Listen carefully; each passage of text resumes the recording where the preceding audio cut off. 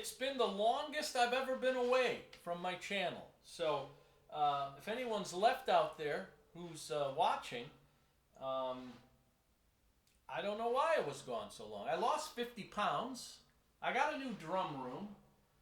I got some new drums. This is the new Ludwig, it's not new, but it's a Carl Palmer signature Ludwig piccolo snare, which I'm kind of liking. I've got some other new snares as well that I'll highlight on some future episodes, which I will have. Hopefully I'm back on. I don't have an answer. I apologize. That's all I can say.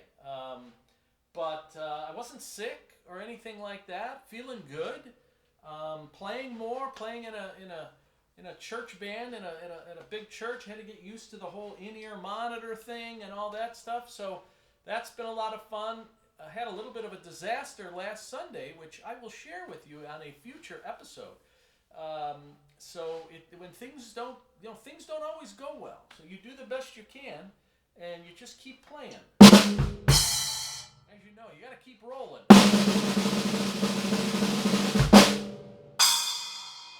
You can't give up, right? You got to keep rolling. So it happens to everybody. So if you're in a situation, just keep rolling. Watched a Vinny interview. He talked about online lessons, that he wasn't overly happy with all of the right, left, right, kick, all that stuff. And I thought of not a lot of people, but he said you should have a story to tell about your lessons. It shouldn't just be right, left, kick, and that's it. And hey, look at me, I'm cool, and I could play this fast and all this stuff. And I thought, hey, Vinny, you might like my channel, because I'm always telling stories. And that's just part of my channel, really. And that's part of the annoyance some people have with my channel is, why don't you just get to the drumming? You talk too much, too many stories. Me and Vinny, if Vinny's okay with it, then I'm okay. It should be a story associated with the pattern or how you came up with it or why. It shouldn't just be, hey, I practiced for 5 hours and came up with this thing and now I'm going to show it to you. That's not interesting to me. So all of my lessons come out of, for the most part, real world experiences, things that I've gone through, and this is no different. So I'm back, and this is not the greatest lesson in the world because it took a year for me to do. I don't have an answer to why I've been away so long, but I'm happy to be back, and I hope to be doing more lessons, not waiting a year to do the next lesson. My cymbal fell off during my last worship last Sunday. Fell off. It was kind of dangling. My crash was dangling. It was laying on the snare. I had to play the groove and reach over and grab the cymbal and throw it down. And the bass player got up and helped me put it back on during the next song, during a little break. It was exciting. I started bleeding at one point. I think I hit the hi-hat. It was a disaster. But you know what? Here it is, Tuesday. At least that's when I'm filming this. And everything's fine, and we're rolling along because you just keep moving one day at a time. Okay, so this lesson comes out of, there's a book that I've used for many years, really a great book by David Garibaldi. I think it's called Future Sounds, although it was written several years ago, so the future is now, I guess. And it has these permutation studies in it. I'm a big fan of permutation studies, and of course you could permutate anything around the drums. So I started thinking about that, and I'm working through that book with a student, and I was practicing for the worship team service last Sunday, and I was thinking permutations and stuff, and I had this feeling to play this cool groove. I did not play this in the song. I probably should have, but I didn't. I didn't. You got to serve the song, right? As our friend who I forgot. I forgot his name, but it'll come to me. It'll come to me. Tom Schreiner, if you're out there, who's this guy? He's one of your favorite drummers. Kenny Arnoff. Serve the song. I didn't know if it would actually serve the song, but I liked it. Okay, so I'm going to permutate my cymbal pattern. And to Justine, one of my students out there, I sent her this also as an exercise because she missed the lesson, and I sent her this lesson via video. about the cymbal permutation. So I'm going to take a pattern that's just 2 16th notes. Starts out on the and the of one. So 1 E and and I'm going to permutate, skip a 16th note. I'm going to move that over every 16th note, and we're going to keep that cymbal pattern going. So it's going to be like this: 1 E and 2 E and 3 E and 4 E and for the first one. Okay, that's going to be the first one. So let me say that again. So it's going to be, you can play the downbeat of 1 if you want, and sometimes I do, sometimes I don't. But for the most part, it's going to be 1 E and 2 E and 3 E and 4 E and I don't play the last permutation for the first exercise. I'm going to do it for the second exercise. So the first exercise I came up with was this one, and I always shift. I like tonal differences. I think it's important to think of tonal differences as a drummer. Makes you stand out from other people. Remember, we're always trying to think about your unique sound, what makes you you, and everybody can play. Right? Everybody can do that. But then if you want to stand out a little different from someone else, what tonal differences are you going to make in your playing that makes you you? Okay? So I'm always thinking something tonally. So I like to use the bell of the cymbal and the cymbal, and then go from the bell. So I thought right away the first tonal difference is going to be stick on the cymbal, either shaft on the bell or tip on the bell. So 1 E and 2, that's going to be the first thing. 1 E and so that's going to be my pattern. 1 E and 2 E and 3 E and 4 E and 1 E and 2 E and 3 E and 4 E and. You could also do it on the hi-hat. 1 E and 2 E and 3 E and 4 E and. That sounds cool too. It's a little bit like that Tool song that I did many years ago. I forgot the name of it. Hated the song, but the groove is cool. Okay, so there's no name. This doesn't go to a song. There's nothing like that. When I did it, I had a pattern set up, and this is just a pattern I came up with. You can take this and do whatever you want with it. Move things around. I might even include this cymbal permutation with the Groovescribe link. If you look down to Groovescribe, if you're not familiar with Groovescribe, it's an online rhythm tool where you can manipulate whatever patterns you're working on. For instance, if I put this pattern on there, you'd be able to take it, listen to it, change the tempo, and also change the orchestration of where things go. Very handy tool. I think Mike Johnson is the guy who came up with it, and it's a free tool. It's online. Anyone can use it. So I might add the transcription from Groovescribe. So look at the bottom of the screen. So this is the pattern I came up with. Okay. So I'm going to just play it, and then if I don't screw it up like I did at church on Sunday, everything will be good. Okay. Here we go. 1 E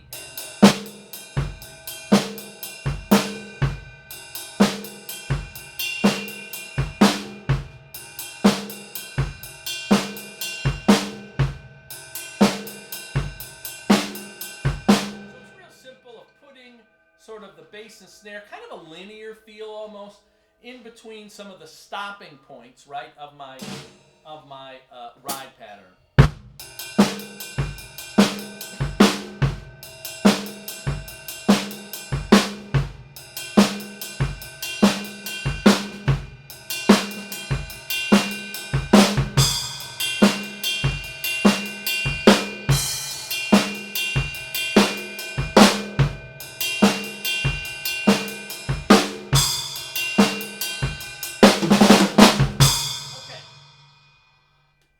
So that's one way. You could also do the hi-hat. I always want to permutate the E and. That's much more my inclination. Maybe that's why I like this, is to do the one. But this is different. It starts on the and. I just got to train myself to start on the and. Training is important. Okay. That's the groove. I didn't continue it because I messed up. I also noticed that when I do it with the open hi-hat, I keep the hi-hat open on 4 all the way. I close it on the snare drum, okay, on the and. I don't know why. It's just how it feels right to me. Do it however you want. See if I can do it and actually loop it. Let's see. Yeah, I didn't do that right.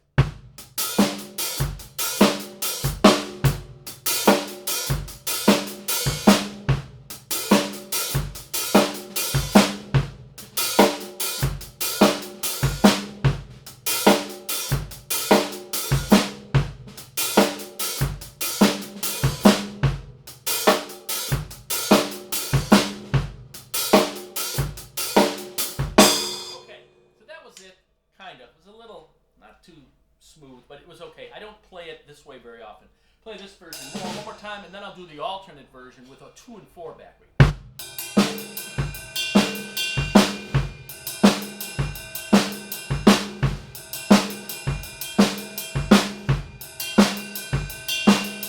can also put the hi-hat in on the corner notes, something else I haven't done much of, so I'll probably screw this up.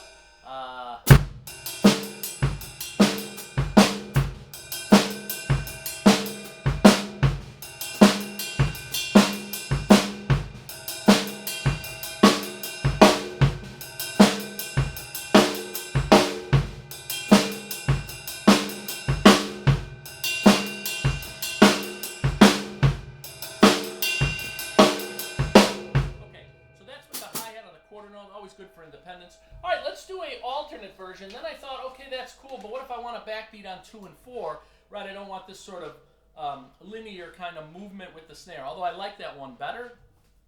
I said, all right, let's put the backbeat on 2 and 4. We're going to do the same thing. The bass, and again, this bass drum pattern is just mine. You'll see it up on the screen. The other one was on the screen. Basically, when I play this, it's not a real fast pattern. It's usually around 70 beats a minute, 70, 80 beats a minute. At least that's where it feels good to me. I mean, I guess you could play it faster, but I don't usually. At least it wasn't in my mind when I thought of it. Okay, so this is the alternate version, 2 and 4. Okay, very similar feel. It's just that we're going to have the classic 2 and 4 backbeat. So it's going to be like this.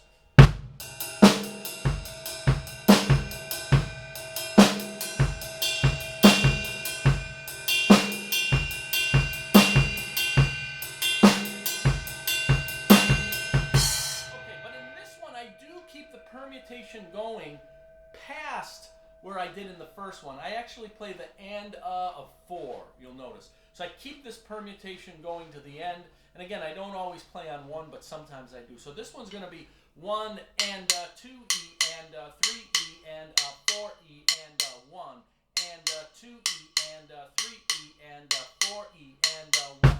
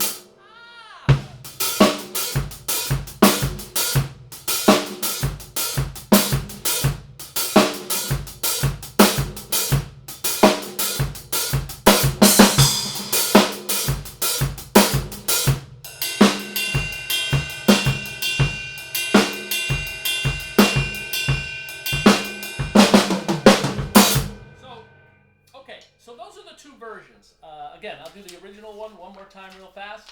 This one does not permutate all the way to the end. Has the snare drum on beat 2 and the and of 4. Oh no, sorry. It's on 2, it's on the and of 3 and the and of 4. The accent is more on the and of 4. I guess you could ghost that one if you wanted to. I don't know if I play it heavy or not, but either way it works. If you hit the felt, you don't quite get the right sounds. You gotta watch out for the felt. These are kind of thick felts. Maybe I should get a smaller felt. Comment in the comment section. Should I scale down the felt size? Because size matters, I guess. I've heard that. I don't know.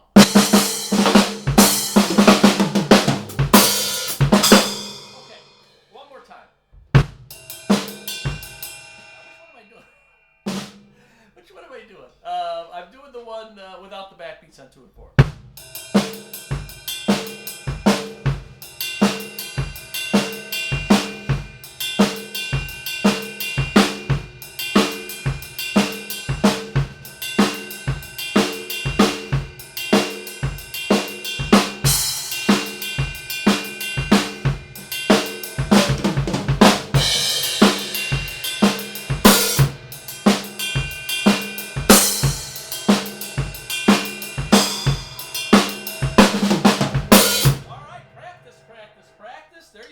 Permutation studies, moving it across. And remember, one of my favorite quotes, I got it up at the school. It's a Dave Weckl quote, and I don't even remember the quote that I like so much. I love this quote. I just can't tell you what it is. No, it's intend everything you play. Don't just suggest it. Great quote. You want to everything you play. You should intend to play it. You should have work that should be with passion. Intensity, you should intend it like you own it. When you suggest it, when you just sort of, maybe I should do this, maybe I should play. When you're apprehensive in your playing, you never sound as good. You may as well go for it and make the mistake than just sort of be apprehensively playing and make the mistake. Sometimes you make more mistakes playing apprehensively. So intend everything you play, don't just suggest it. Words of advice from the maestro, Mr. Weckl. So there you go. Practice, practice, practice. I'll be back because I have another one. I have to go back and look at... I record things periodically, and I have another one. I don't know what it is, though. Who would have thunk it that I don't know what it is? I improv something, and I don't know what it is, but I recorded it, and I thought it was cool. They're worthy of a video. Okay. Thanks for hanging in there. If anyone's still watching these, I appreciate it. If you're new to my channel, like and subscribe. I promise it won't be, I don't put out a video every year. Sometimes I put out 3 videos in a month. You just never know. But, turn that snare down. Maybe I should highlight some of the, I also have a weird setup here. I have my Yamaha recording custom drums, but I took the, these 2 toms are my Yamaha Maple custom toms, 8-inch, 10-inch. I kind of wanted this tonal thing again, and so I took the recording custom 10-12s off, and I put my old Maple custom 8-10s on with a 14-inch recording custom floor tom. This is a 20-inch recording custom kick. Sounds good. And then I got this Ludwig Piccolo Carl Palmer snare, which sounds cool, but I also got a Yamaha brass, not recently, but since I haven't been around for a while, which sounds really nice, recording custom brass. But this is my current setup. I really like it. With the going old school with the 8-10-inch Maple custom toms. They don't look that bad with the black either. And this Ludwig Piccolo has sort of a brass rims with kind of a green brass sort of. You can't really see it. Maybe I should show it, but trust me. Maybe I'll do a video later on the Carl Palmer Piccolo Ludwig. Very nice snare. Anyway. Practice, practice, practice. Permutations. Great to work on. Check out the Future Sounds book by David Garibaldi if you've never looked at it. It's a great book. I use it often with students. Some intermediate. I would say it's more of an intermediate book to start to think about permutations moving along in your playing to help you with sort of getting out of a funk. Get it? Funk? Garibaldi? And kind of change up your style a little bit. So check that out. This one, we're moving the cymbal pattern. We're skipping a 16th note and moving it down the down the bars. It's sort of a 4-bar phrase. It loops back, and you'll see it up on the screen. And I will put the Groovescribe on check the, I don't know what they call it, but check the Groovescribe link. I'll add it to the description, and you could actually click on these patterns. You can print them out for yourself, and you can move things around and make the groove your own. So that might be fun for you to do as well. So Justine, if you're watching this, you got this video early, so good for you. And Sean also got this video early, so as part of their lesson. So there you go. Practice, practice, practice. Have a great week. Spring is here. The Cubs just played in Tokyo and lost, of course. And that's it. I will see you sooner rather than later.